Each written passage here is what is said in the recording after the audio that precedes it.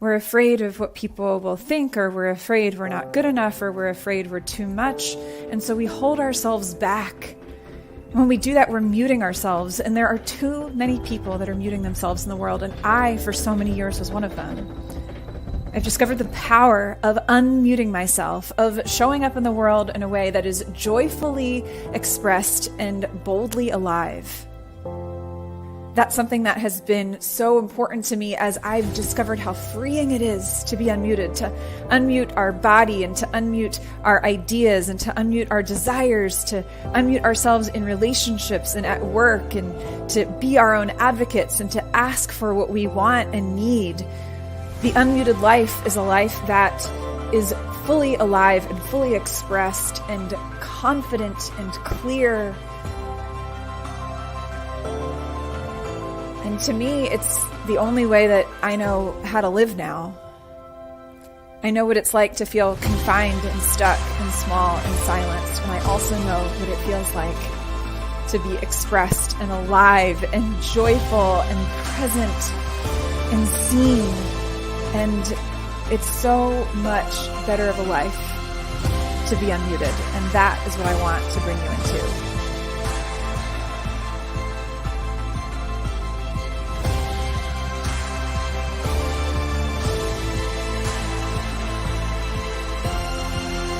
Are you ready to unmute yourself? Let's make it happen.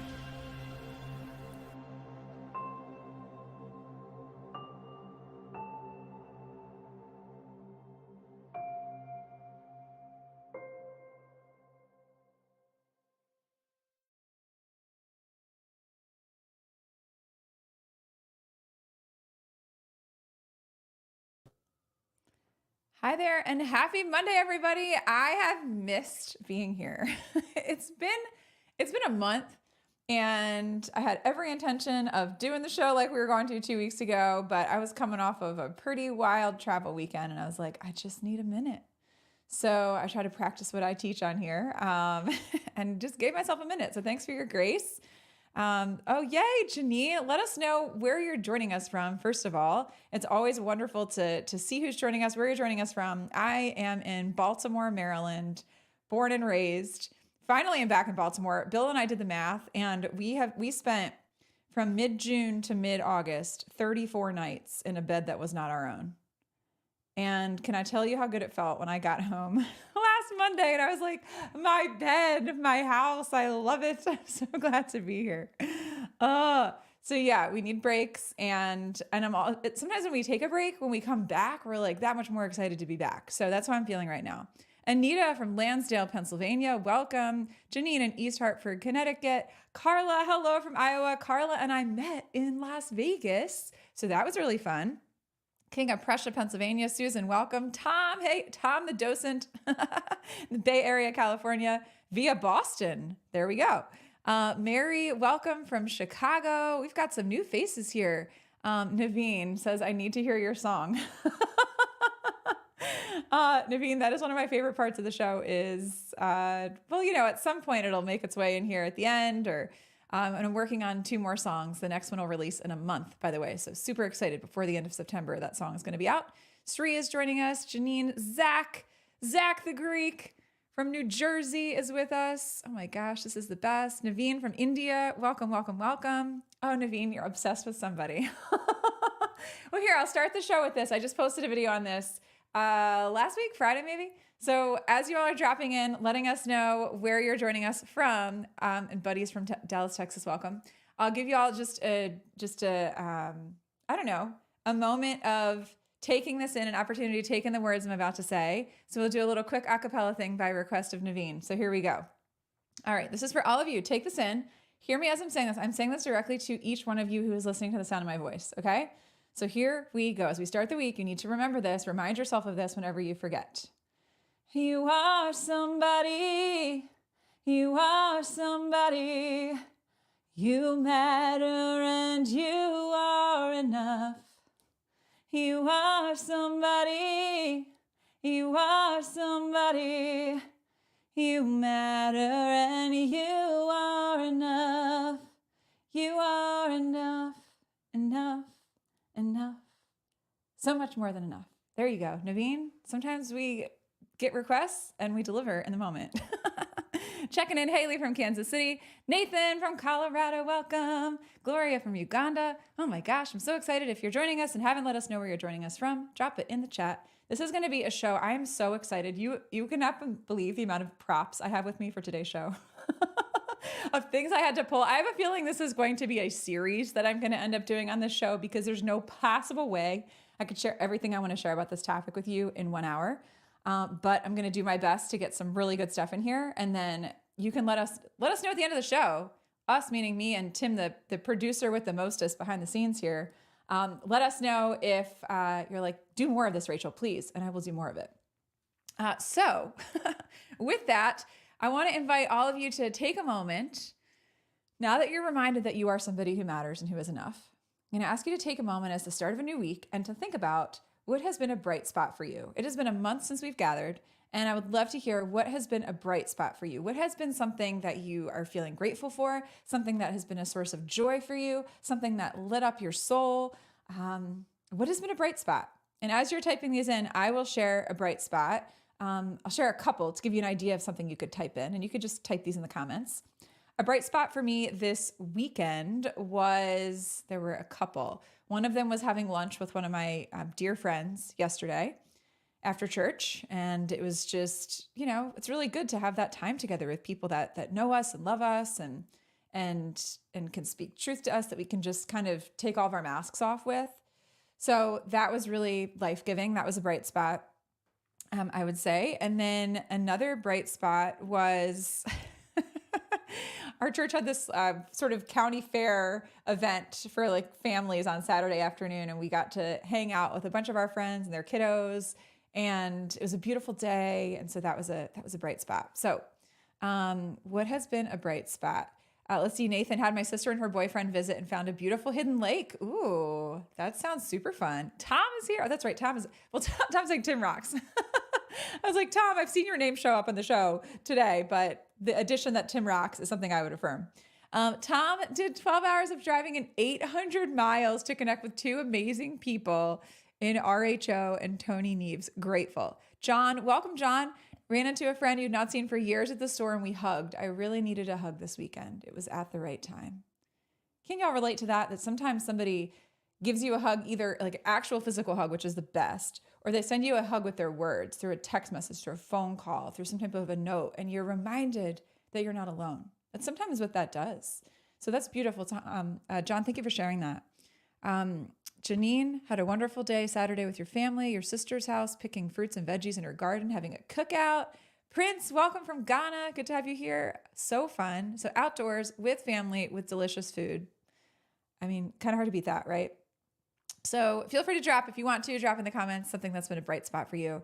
And with that, I'm going to get into this. You ready? This is a topic I'm deeply passionate about. Talking about relationships, how we can, in our most intimate relationships, have deeper levels of connection and strengthen those relationships.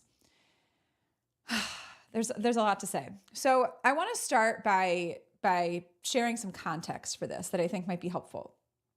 And that is that when I was growing up, I was about 5 years old. My parents went through a rough patch in their marriage. And my brother and I moved out into an apartment for a few months with my mom. And about a year and a half or so after that happened, my parents decided to have a vow renewal ceremony. So they were separated, not legally, but they were sort of living in different spaces for a few months. And I'm, as a little kid, taking this in and trying to make sense of why mom and dad are not in the same house, and had no way to process it in the moment. But one thing I distinctly remember is they made the decision to get back together because they said we couldn't live with each other. We couldn't live without each other. And they had a vow renewal ceremony. And it was in May of 1990, I believe. 90, I was turning 7. Might have been 91. I think it was May of 91. I drew the program cover. I was the flower girl. My brother was the ring bearer. And it was this experience for me at a really young age of seeing something that was broken get redeemed and get restored. And so as much I'm sure trauma that I experienced from going through that affected my life in ways that were negative, seeing this redemptive moment was something that was a really, really strong core memory of mine that I saw, ooh, we can go through really hard things and we can repair them. Not in every situation, but in this particular situation, that's what happened. And so, and speaking of connection here, Buddy celebrated 40th wedding anniversary. Buddy, congratulations. That's amazing. So I saw that and I saw that modeled. And I, growing up, was very shy. I wanted boyfriends in high school and college, but I was too shy to like initiate anything with anybody. And so my very first boyfriend actually is the guy that I married, Bill. We started dating right when I graduated from college, and we have been together for 17 years. We've been married for 12. We celebrated our 12th wedding anniversary 2 weeks ago. So we've learned a lot about how to have a relationship that works, where we really care about each other, where we're present for each other, where we have a safe space, where we can show up and communicate effectively. It's not perfect. I don't think any relationship is perfect. Everyone's struggling with something, but we've learned a lot. And so what I'm going to do today is I'm going to be sharing those lessons with you. And if you have questions, feel free to drop them in the comments. If you have a specific question that you think I could speak into, or a challenge that you're facing in a relationship that you'd want my perspective on, I'm happy to weigh in on that. I will, disclaimer, say that I'm not a therapist. I'm not a marriage counselor. I highly encourage people to seek that support out.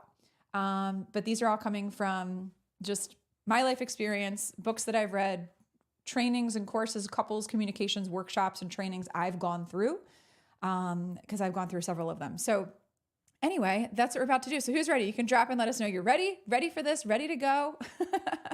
And I'm going to start sharing some of these insights with you, some of the lessons I've learned about how to have a thriving relationship. So one of the things that I find to be the most important, and this is something that Bill and I struggled with when we were first together, is we had very different communication styles. So I came from a family that was, my parents are both entrepreneurs. They'd gone through their challenges. They'd gone through therapy. And, I grew up in an environment where yelling was permissible, where I saw that people kind of dealt with stuff and didn't just brush under the rug, where we maybe sometimes communicated in ways that were not healthy through things like yelling. But we were able to be heard in those ways. And I was able to see a range of emotions expressed in a relationship.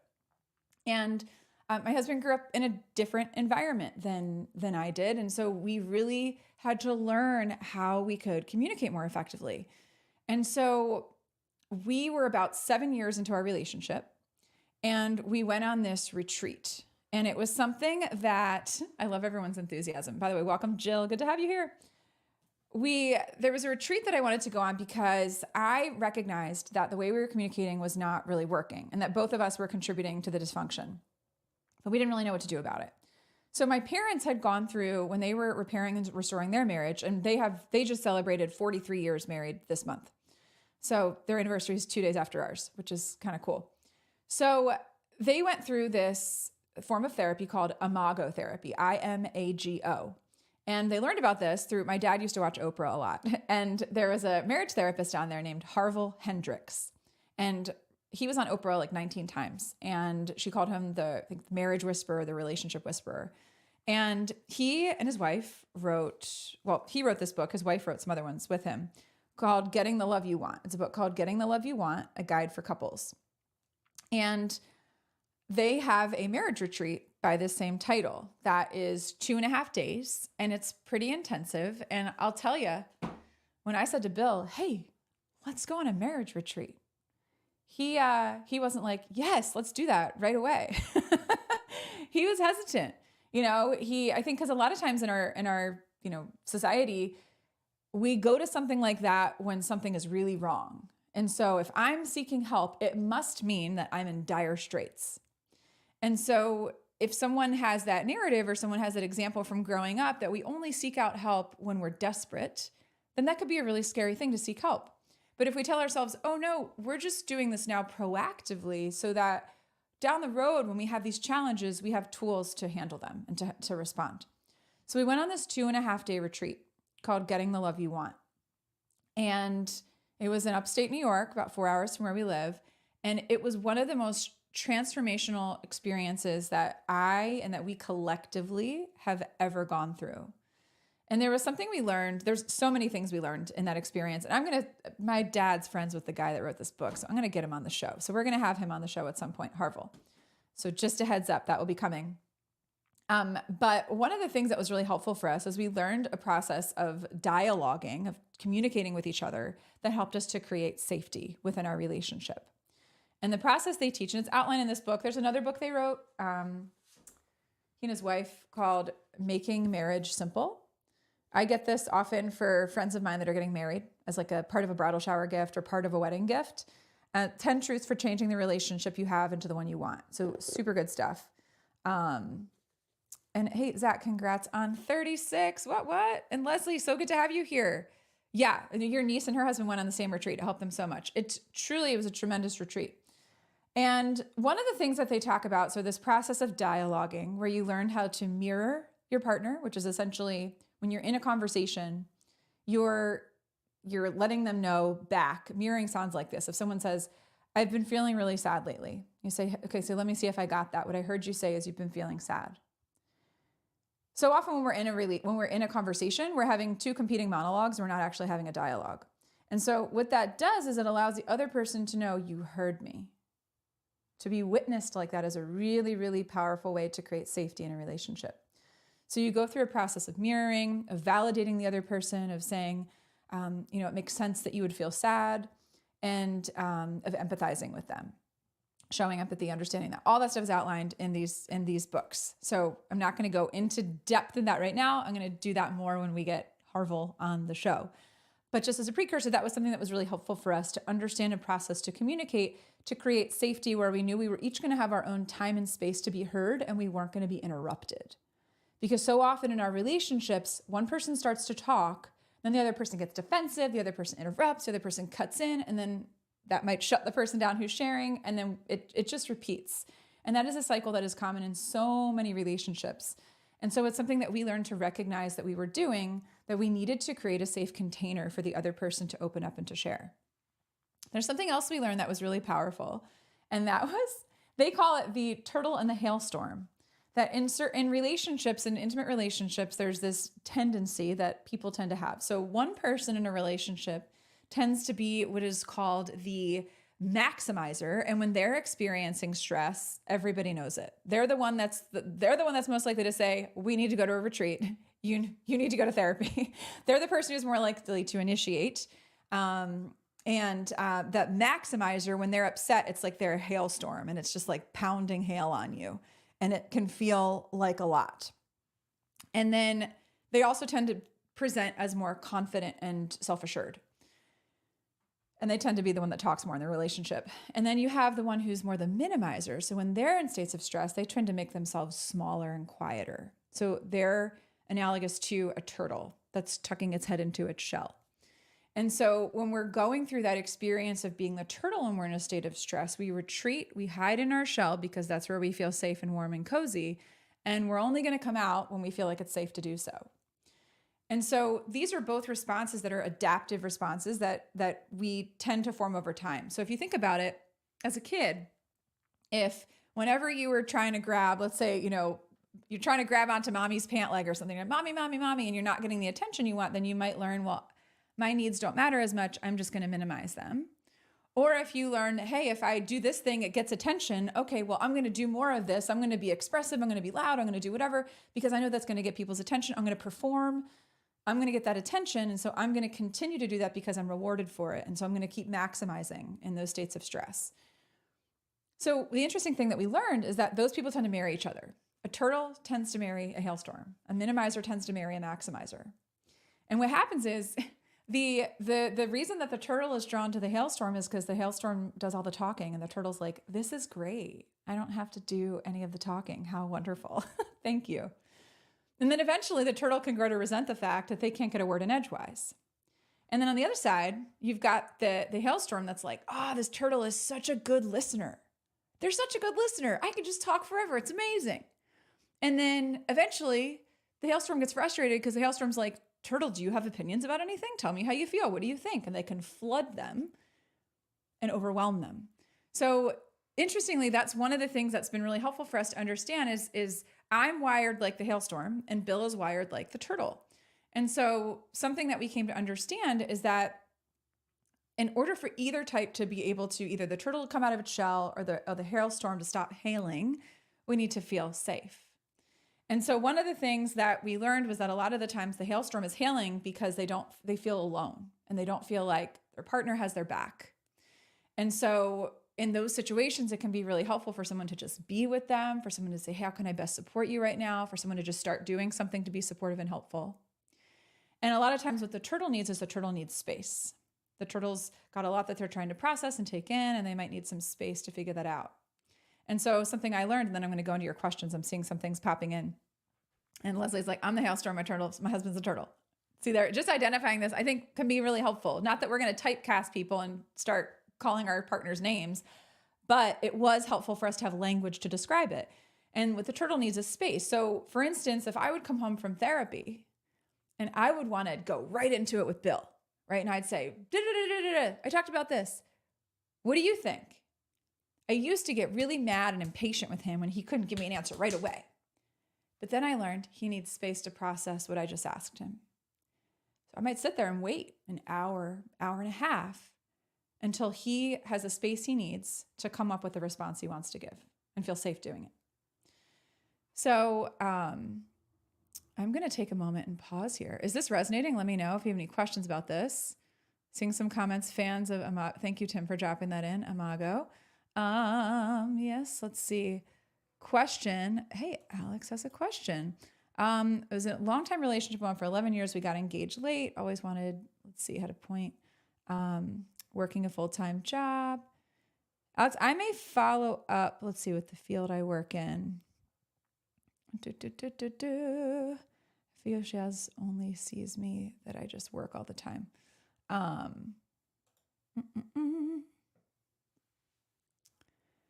So I'm gonna, just to be, Alex, I may leave you a separate voice message about this just because I want to give you a due response, and there's a lot here to process.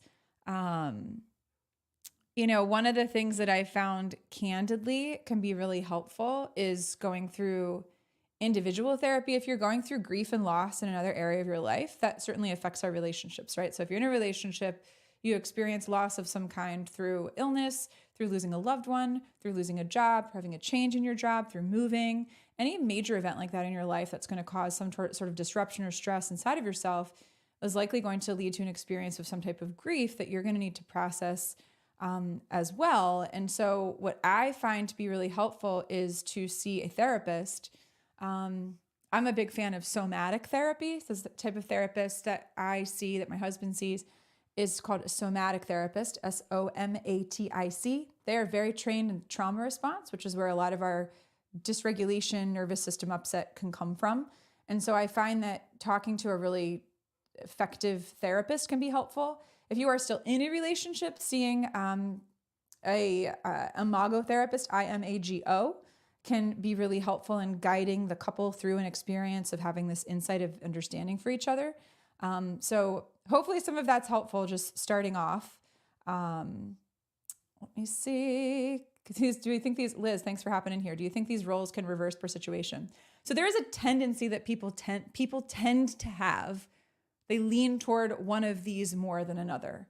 One of the things that Harville and his wife talk about is there can be somebody who's like a snapping turtle, where they're a turtle, and then eventually they just get to the point where they're like a snapping turtle and they like bite your head off. But generally speaking, and this is on a continuum, right? This is on a continuum. Everybody has bits of turtle in them. Everyone has bits of hailstorm in them. But it's when you are in stress, when you are under pressure, when you're in that moment, when you're in your most stressful state, which do you tend to gravitate toward? And most of us have a tendency to go toward one or the other. We tend to minimize or we tend to maximize in those moments. So I just wanted to mention those things. All right, so that first part I wanted to talk about is investing in yourself, investing in your relationship. There's another, let me grab a book that I meant to grab off my shelf before we started the show.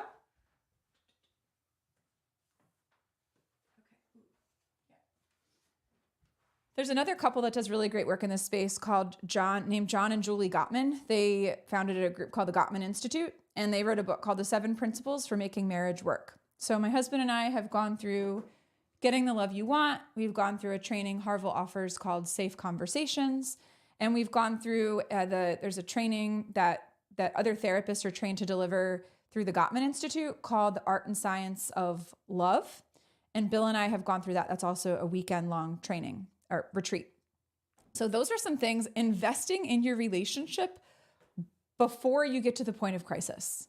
So whether that's going through retreats, whether that's going through marriage therapy, marriage counseling, and individual therapy. Again, seeing a somatic therapist I find to be tremendously helpful. And yeah, dialectical behavioral therapy is another form, for skills to cope with trauma. Yes. As opposed to there's other types, cognitive behavioral, there's other forms of therapy, but yeah, dialectical behavioral therapy, EMDR, like so much of the challenges in our relationship are rooted in traumas that we had when we were younger that we haven't worked through. So like, just take a moment and sit with that so much of the dysfunction we have in a relationship is due to unresolved trauma from our past, that we need support working through and understanding how to regulate our nervous system so that we can show up in a more effective way for the people that we love and for ourselves. A lot of people bypass that. It's like, it's the other person's fault. Something is wrong with them. And it's really hard and even uncomfortable for us to look in the mirror and say, how am I contributing to this? How is the way that I'm being, how is the way that I'm showing up contributing to how this may or may not be working? So I wanted to reference that, because it's really, really important. There's a quote I heard once that says, placing blame in a marriage is like saying, or you could say in a relationship, placing blame in a marriage is like saying your side of the boat is sinking. So one of the things, in addition to investing in our relationship, in terms of skill building, going on retreats, having that time away, learning about ourselves, learning about each other, which I think is fundamental to any strong relationship, is to recognize that if you want the relationship to work, you got to be on the same team. Like, you and your partner have to be on the same team. It cannot be finger pointing and blaming and shaming and guilt tripping and you did this and you did this. It's not going to work. And so many relationships end up that way because somebody's in pain, somebody's not feeling heard, somebody's not been validated, somebody's having a triggered response of some kind. But if we recognize, hey, how can we're in the same boat.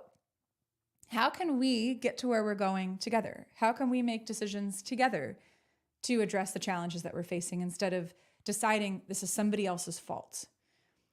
So I wanted to mention that. And Zach says here, so true, deep-rooted stuff. Even at 36 years of marriage, we're still learning this, right? Grief can bring new challenges out, absolutely, that are deeply rooted. It takes a lot of self-awareness and hard work. It takes a tremendous amount, and it's ongoing. It's forever. It's forever learning these skills, practicing these skills, iterating these things. Natalie, so good to have you here. And we're just getting into it. So the things we've shared so far, invest in your relationship. Most of us will invest in things like our 401k, or we'll invest in real estate, or we'll invest in our career maybe.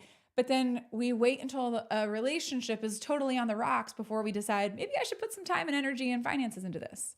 And this is not to guilt anybody or shame anybody for doing that. It's just a recognition that I've had myself of how important it is for us to not wait until that point to start making these decisions to invest in our relationship. Really, really important. So that first part, investing in the relationship. Second part, recognizing that you are on the same team. That placing blame in a marriage is like saying your side of the boat is sinking. So along with this, one of the dynamics that I see a lot, maybe you've seen this in couples, is when people speak poorly of each other or to each other in public. Have you seen this? It's like, ugh. Don't you want to cringe when you see that? When somebody is either bad-mouthing their partner or they're being snarky to their partner in like a not funny way, or they're taking their partner down a peg, it's really uncomfortable to be in the presence of people that are doing that. And a lot of the times they've normalized it and they don't realize they're doing it. So one of the things I've learned early on, because early in my relationship made some mistakes and would do some of this stuff and would either say something that maybe made fun of Bill in public or said something that embarrassed him. And very early on in our relationship, he communicated to me how that made him feel. And so one of the things I've learned is how important it is to speak well of each other in public and well to each other, but especially well of each other and well to each other in public, and speak well to each other in private. It's really, really important, the words that we use and how we talk to each other and how we show up for each other. It's essential.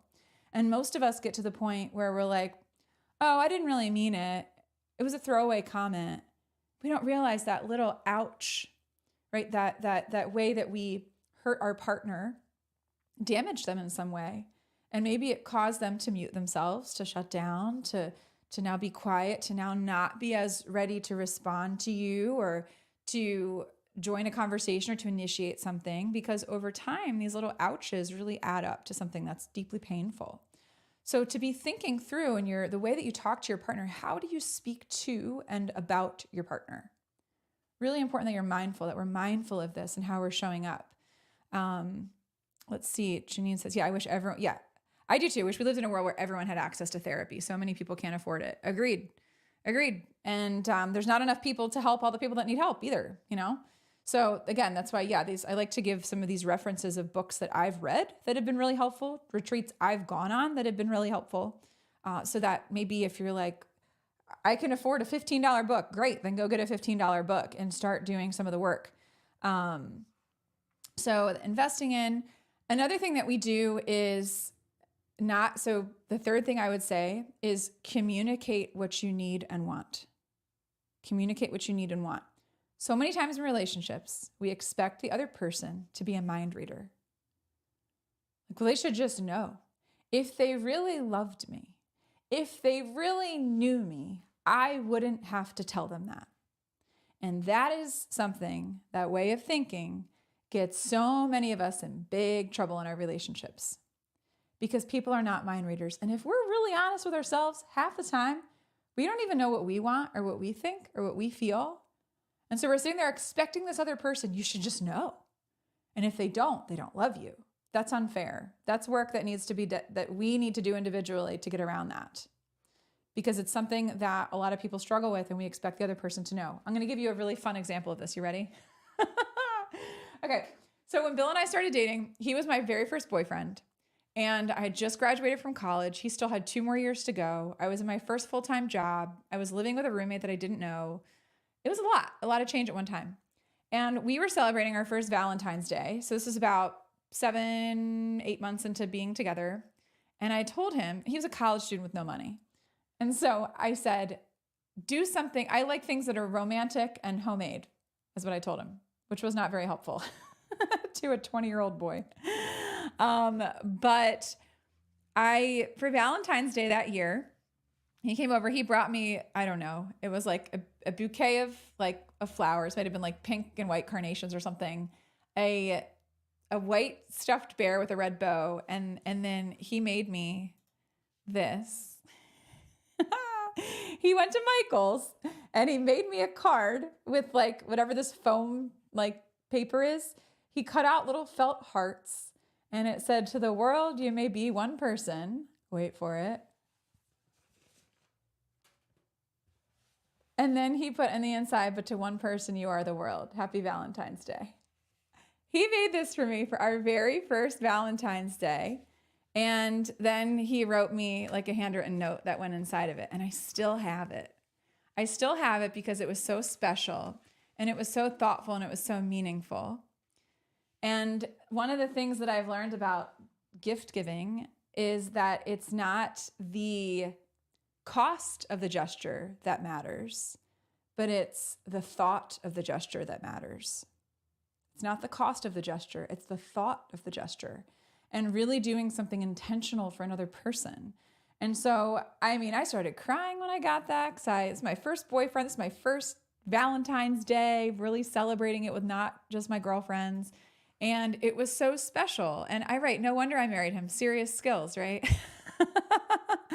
Serious skills. And ever since then, we do these thoughtful things to each other. So what are the ways that there's a guy named Jeffrey Keelholtz who was one of the speakers at the TEDx event that I spoke at last month. And one of the things he talked about in his talk was the importance of creating moments of meaningful emotional surprise. So something that's meaningful, certainly meaningful. I said I like things that are homemade because I do. I'm a sentimental pack rat and I own that. Something was emotional, right? It was a quote that was meaningful. He wrote me this handwritten note, so emotional. And it was a surprise that he took the time to, go to Michael's and buy all the things to make this. So when you think about things you can do for your partner, think about what can I do to create these moments of meaningful emotional surprise? So something else that he's done, just think of over the course of a day, what's a little thing that you can do? What's a little thing that you could do to create a moment, a special moment for your partner? So Bill, I was practicing for my TEDx the first week of July. And so he just slid this under my office door. You're going to crush it on Saturday. Little things like this. Or he left me sticky notes on my computer that say like, you've got this and you're amazing. And then I'll leave him little notes on the mirror. We use separate bathrooms in the morning because he gets up earlier than I do. And, I'll write him things that say like, your students are better with you in their lives. He's a phys ed teacher. Or like, you are a gift to your school. These are free. This does not require a lot of effort. It requires intentionality. And relationships that really work out, relationships that make it, recognize this. They recognize that we have to be mindful and thoughtful of the little ways that we can consistently over time show this person that we love them. Being mindful of that is so important. It's these little things that aren't so little that accumulate. And I love an example of this that Leslie shared. She says, my husband brings me flowers every Friday on his way home. He drives through Amish country. They're wild cut and they cost about $10, but I love them. It's those little gestures that say, I see you. I value you. I love you. I care about you. I was thinking of you. Isn't it so special when you know someone was thinking of you? It's so, so amazing. Leslie, you're causing Zach to want to step up his game. And Carla said, when my husband and I moved in together, when we got married, we asked each other what was a little thing that bothered the other person because we didn't want to continue to do those things to drive them crazy. To this day, we still make sure we don't do those things. So being mindful, hey, what's a little thing? Like Bill hates it when this is so weird. Share this. He's really sensitive to sounds. And so if I'm sitting close to him and I'm chewing, it really bothers him. So like, I don't do that unless I'm just trying to mess with him. Example. So I'm the same, Natalie says, something made or written versus bought is so special. My husband's written me poems, left me random notes just because. We leave each other's notes on mirrors, different areas of the house, fun, sweet, and truly special. So letting the other person know, a marriage isn't any one big gesture. Good relationships don't happen because of one thing. They happen because of an accumulation of little things over time. They happen because we make the decision on a daily basis, on a momentary basis to say, you know what? I see you. I want you to know that I care about you. Like that's the thing that makes such a big difference is over time showing up that way. That's really what matters. All right. So I've touched on a few things, investing in the relationship, going on retreats, reading books, going to therapy, individually and collectively, like doing the hard work. It talked about you're on the same team, recognizing that it's you against the challenge, not you against each other. It's you against the challenge, not you against each other. Keeping that in mind. 3, doing these little, I think we said 3 was communicating with each other, expressing what you need and want. And maybe 4, even though I didn't necessarily say it, is thinking through what can I do to create these little pings? What can I do to create bright spots in my partner's day? That's really what we're talking about here. What can I do to be intentional about whether it's sending a text message, we'll send each other funny GIFs on our phone. Those things make us laugh.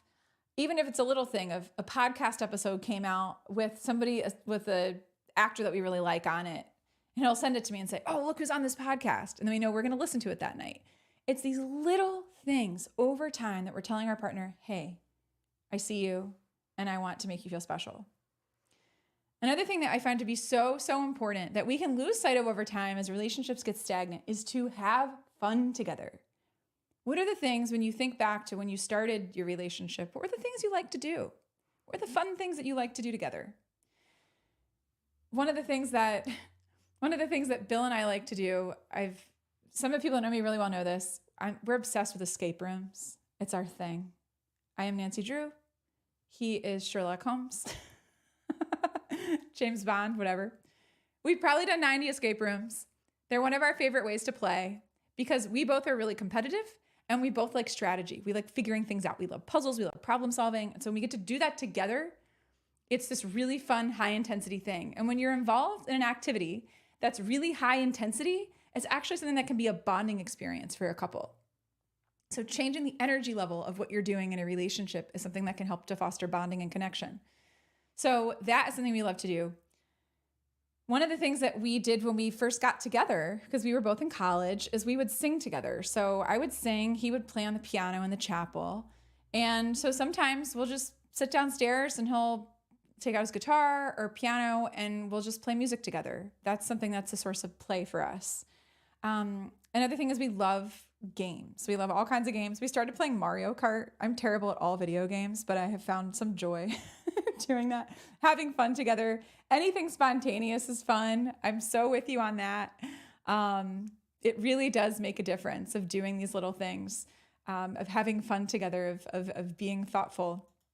And Zach, I love his intent. But Zach says you're intentional or unintentional. If someone tells you they appreciated something you did, take note.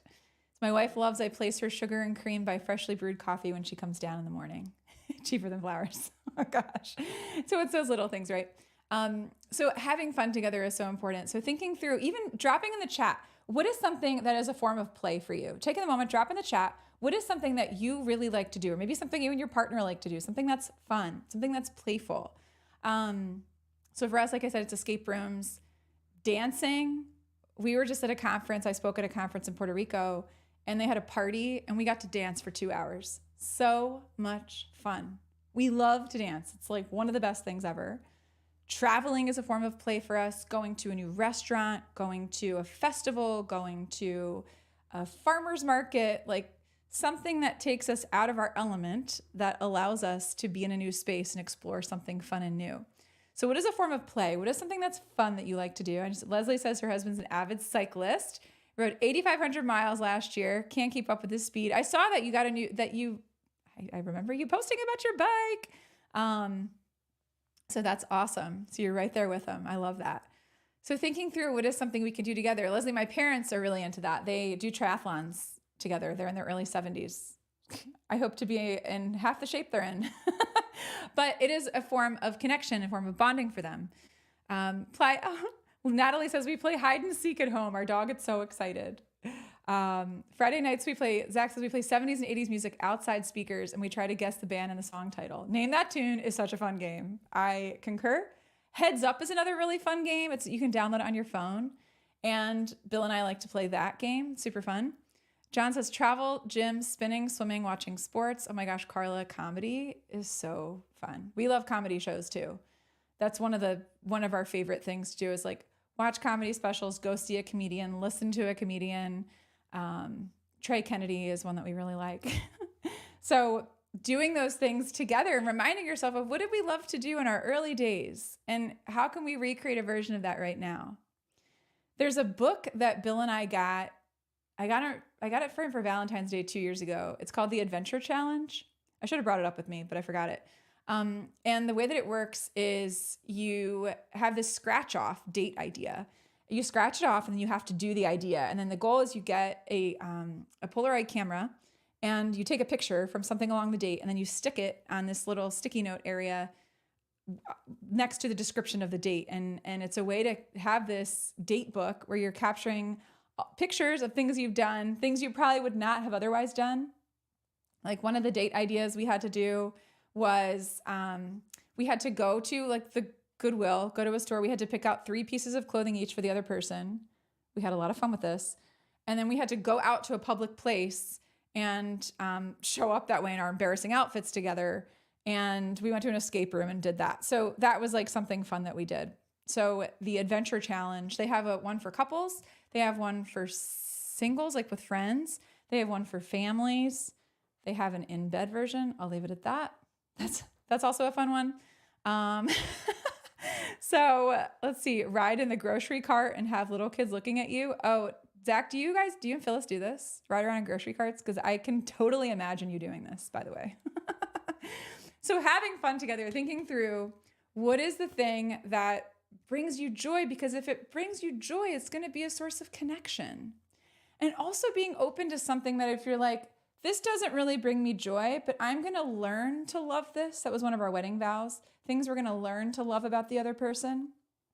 So for instance, I'm terrible at video games. I never played them growing up.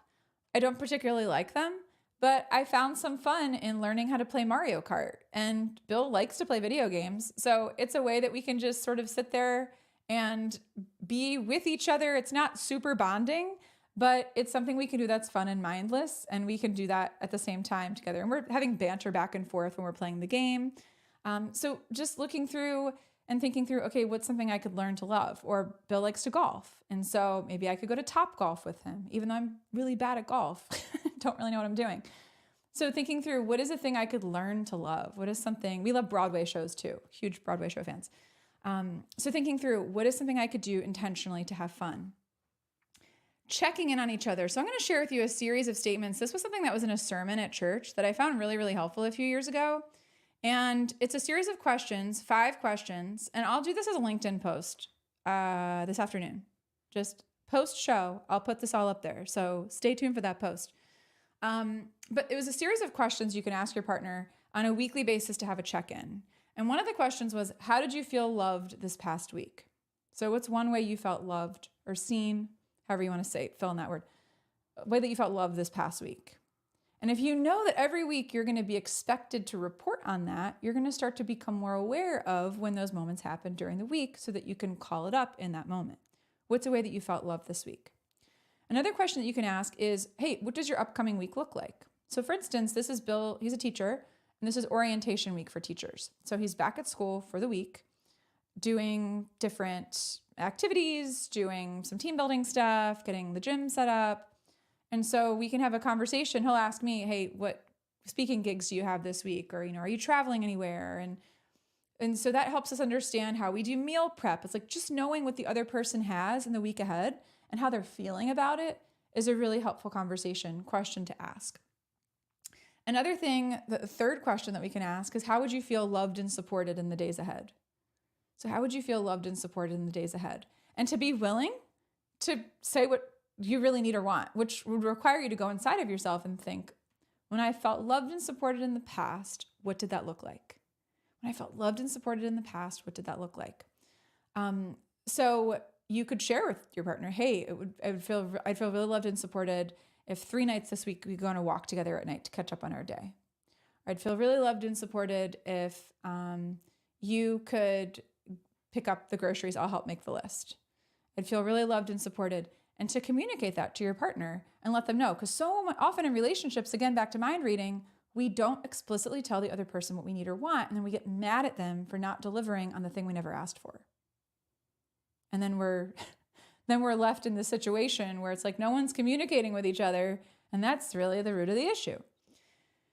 A fourth question, which gets a bit deeper, is how would you best feel pursued this week? So what's something I could do that might be related to your levels of intimacy, physical intimacy, but asking the person, hey, how could I best pursue? It might be like, hey, when we sit on the couch together and we're watching our favorite show, can you hold my hand? Or can you rub my back? Or before we go to bed, can you give me like a 5-minute massage? Or being honest about what are the things that would really help you to feel pursued and communicating those things. Now, you might just start with one of those questions on a weekly basis, maybe just one question, and having that dialogue with each other to share. And the expectation is you're going to ask for what you need and want, but your partner's going to get a chance to do the same. And so often in our relationships, one of the challenges we face is that one person is doing all the asking or talking and the other person's just like sitting back and feeling overwhelmed and flooded. And it's really, really important to be curious in our relationships instead of judgmental. The temptation is to be judgmental, but to be curious instead. Hey, I noticed that you've been kind of quiet this week. Is there anything you want to talk about? Or how can I best support you right now? Or is there a way I could be showing up differently for you? Or is there something I'm doing? Like, I'll give you a perfect example. The other day, Bill and I, it was in the evening, and we were going to sit in the hot tub for a little bit. And I was on my computer working on a chapter of my book, and my dad called and FaceTimed me. And so I had said to Bill had come in and said, hot tub's ready. And I was about to go out to see Bill when the FaceTime came up from my dad. And so I answered the call and I talked to my dad for like 15 minutes. And eventually I went out to go see Bill, and we were talking about planning a trip to New York City. And then later that night, as we got into bed, I just felt kind of disconnected and I wasn't feeling pursued. And then he shared with me, hey, I was kind of, down or upset about the fact that you said you were going to come out into the hot tub and you talked to your dad for 15 minutes and I was just out there waiting and I didn't know that you were talking to your dad. And so it just kind of made me feel like you didn't really want to come outside. We have worked so hard to get to the point where we can have that conversation. We've worked so hard to be able to have that conversation. But if we want our relationships to last, we need to be able to have those conversations.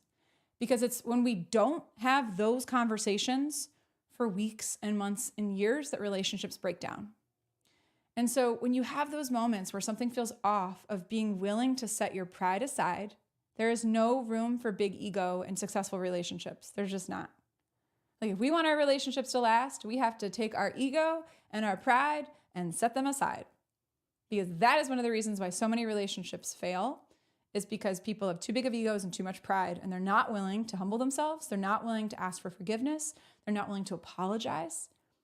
And those are the things we need to be able to do and willing to do if we want our relationships to be successful, if we want our relationships to thrive. Be willing to set aside the pride. Let me see here. I think that is the gist. Oh, and then the other thing is supporting each other's passions and letting each other know that you have their back, that you're their biggest fan. This is the last thing I wanted to touch on today. So for instance, when it comes to, I was prepping for my TED Talk and Bill would sit there with my script and do minute markers at the bottom of each page when I was rehearsing so that I could have a sense of what I needed to work on, where I needed to speed up, where I could afford to slow down, what I needed to edit. And he did that, and he was so supportive, and he showed up for, with these little notes that I mentioned before, right? These little notes. It's like, you're going to crush it. And got me flowers. And the day, I don't know if I have it here with me, but the day before my TED Talk, he gave me a card, and the card said, on the outside, it was a bird coming out of a cage, and it said, "She who is brave is free." And I started crying because it really moved me. And it was, again, like, because we've learned what the other person needs. We've learned what helps the other person feel seen, and we're still learning. We're still learning. We're 17 years into our relationship, 12 years into our marriage. We've faced a lot of difficult moments where we've been upset, where we've felt betrayed, where we've felt frustrated, where we felt unseen or ignored or unheard or misunderstood. And what helps us get through those moments is building up this bank of all of this goodwill, of these moments where we've been intentional, when we've shown up, when we've set aside our pride, we've asked for forgiveness, when we've been playful with each other and intentionally had fun and been present and in the moment. Like, those are the things that make such a difference for a relationship to last. So as I mentioned, a couple of my favorite books in the outset, 7 Principles for Making Marriage Work. If you have a question, drop it in the chat. I can answer a couple questions before our time, maybe 1 or 2. Or if there's anything you'd like me to talk about in future episodes, if this topic, let me know if this topic was helpful. You could drop in the comments. It's because otherwise I have no way of getting feedback of what was particularly helpful about this. What's maybe a takeaway? How about that? What's a takeaway that you're walking away with from today's conversation? Would be amazing for you to share that. So books, 7 Principles for Making Marriage Work by John Gottman, Making Marriage Simple by Harville Hendrix and Helen LaKelly Hunt, Getting the Love You Want by Harville Hendrix, and then the good old Gary Chapman. I didn't mention this one, but 5 Love Languages is another helpful book to read and to check out. So there's that. Let's see. What are you appreciating? The vulnerability and sharing stories that help us be more cognizant of the most important person in our life. Thanks, Zach. It's, it takes time to get to the point of sharing these things, and the stories will keep coming. The Gottmans are really funny. It's true. Humor is everything in a marriage. Yeah, like, don't take yourself so seriously. Hence, doing the things that are playful, like joking with each other. Again, we send each other goofy GIFs and memes. Bill and I do on our phones. That can be really a fun thing. So your takeaway? What is something that you're walking away from this conversation with? Additional questions you have, feel free to drop those in. While those are coming in, I'll share with you. This is I shared one of my favorite wedding pictures in a post I did on our anniversary but this is another one of my favorites. This was from our wedding reception. If you can see it. Bill and I love to dance. And the photographer caught a really solid moment. One of my favorites. The last thing I'll say, and I'll see if any comments or questions have come through. Yeah, being more open for my next relationship. Love the communication list. Turn your mind reading skills in for observation skills. Yes, yes, nailing it. Feel free to drop any comments in. The last thing I'll say is go back to your story. The story of how you met. The story of how you first connected. Tell that story to each other. Hey, do you remember when this happened? Oh, do you remember when this happened? Like couples that think they have my dad refers to it as like a cool story. Like remind yourself of the fact that like you're cool. You know, that you had this moment or you had these series of moments that you're like, that was so fun. Or the way this all came together was so wild. Or reminding yourself, looking back and watching a wedding video or looking back at albums together, picture albums if you have them. Or memorabilia. I have a box. Like I said, I'm a pack rat. I have a box of just like cards that Bill has given me over the past 17 years. And it's fun to go back and look through them, you know, and we have these moments of reminding ourselves of the love for this other person. And this was an example, like Bill, I don't know if you can see this behind me, but Bill made me this for Valentine's Day. It says over 1 million lives changed. It's a picture of my first song, Somebody. And he made that because he knew it would be a thoughtful thing to do. That's a whole other thing for another topic because we go nuts on birthdays and anniversaries and holidays. Super fun to spoil the other person. Natalie says, keep the communication, the humor, the support, and encouragement going. Remember, we are on the same team. Yes, you are on the same team. Well, with that, if you have any other thoughts, takeaways, drop them in the comments. Any questions, drop them in the comments. With that, like I said, my next song, which is called I Didn't See It Coming, is coming out in a month. It's going to be out by September 24th, I believe. So yay! Recorded the background vocals for that last Friday. So super stoked. Stay tuned. Working on my book. Plan is that'll be out next fall on chapter 3, doing the work. Let's see. Kara, takeaway, actively work to pursue the other person and think the best of them. I love that phrase. We're on the same team. It's us against the challenge, not each other. Also, the idea of having purposeful questions to ask. My fiance is very purposeful and leaves me sweet and thoughtful sticky notes all over. Love it. Jill says, I have a letter my husband wrote me when we were dating that is sort of a promise and a declaration of love that I framed and put on the wall in my office. When things get hard, 23 years married now, I read it and bring me back to the center of us. Oh, how beautiful. Just in time for your birthday, Leslie. That's the whole plan, right?